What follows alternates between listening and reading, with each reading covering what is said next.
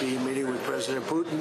I had a very good meeting with President Zelensky. Everybody wants to have the war end. I hope that we will find some, I don't know, Russians have to be ready for compromises because, you know, everybody has to be ready, not only Ukraine.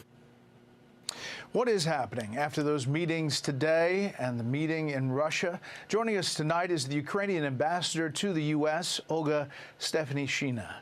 Madam Ambassador, thanks for joining us. Thank you, Brad, for covering. Thank you. Yeah, give us some behind the scenes. Obviously, we heard from both leaders. They expressed optimism. What's the Ukrainian take on what you take from today? Well, I think we should all understand that for President Zelensky, it was not a routine diplomatic trip. He just had it for a meeting with President Trump, like 30 hours from a country which is almost blacked out after Russian missile attacks to civilian infrastructure and to civilians. So that means that the process we're in currently, the process of negotiations, is going in the right direction. It was very important to meet, and after that, presidents have agreed on a calendar of next steps. First, you've heard that the American team is headed to Moscow, but our team is already on its way to Abu Dhabi to start the trilateral talks, while bilaterally between Ukraine and the United States, most of the steps have been agreed. I think it's a beginning of a big breakthrough. You know, Madam Ambassador, obviously I talked to President Zelensky a couple of weeks ago, and on that trip, I talked about what has been the problem here in his eyes and sometimes in the U.S. negotiators' eyes, and that is Vladimir Putin. Take a listen. Is there any indication that you see that Vladimir Putin wants peace by what he's doing or saying? Me not, be honest. I don't trust Putin, and he doesn't want success for Ukraine. So as you're in the middle of this process, you say there's optimism, you say you're going to the next step, but has that part changed?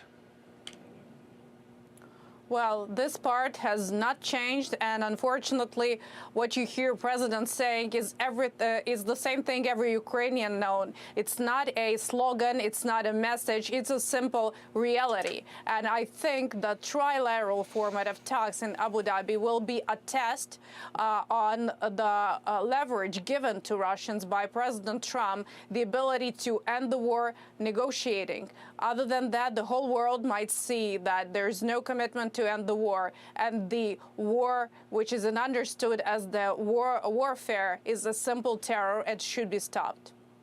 The map hasn't changed much. As you look at the control map as of January 21st, it's roughly the same as it has been, maybe here or there, some slight movements. Here's the U.S. Special Envoy, Steve Witkoff, who's heading to Moscow.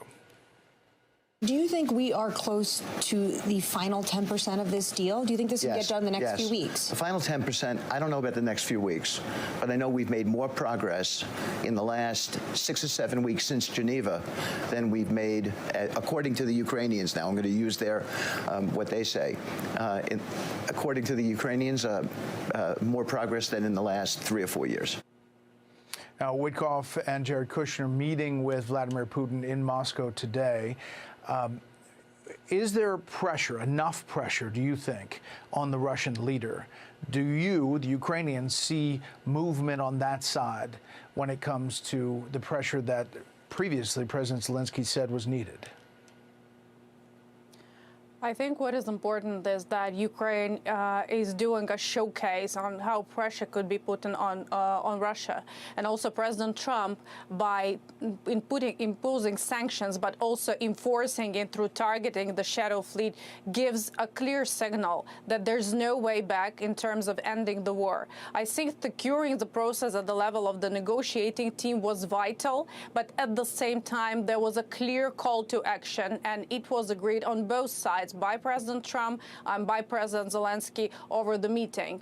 The active actions will start now. Ukraine have shown that we're able to defend ourselves effectively, but also the price for Russians staying on the front line is increasing dramatically. 35,000 dead Russian soldiers is the price of a small inch of victory claimed by President Putin over the phone call with President Trump. I think it's not something that could be comprehended, but more pressure will speed up the process. Ukraine is ready to make major concessions? There is, again, there's been a 20-point peace plan, and we are speaking about the just process and security guarantees. It's not like one point to be agreed. There is a complex of steps, and I'm sure that when we're speaking about Ukraine being a member of European Union, Ukraine being a country guaranteeing European security and the front line of freedom in Europe, this is what we are fighting for. And I'm sure that the final answer to this, to any question, will be given by the people of Ukraine. Okay. Madam Ambassador, I appreciate the time. Thank you. Thank you. Thank you.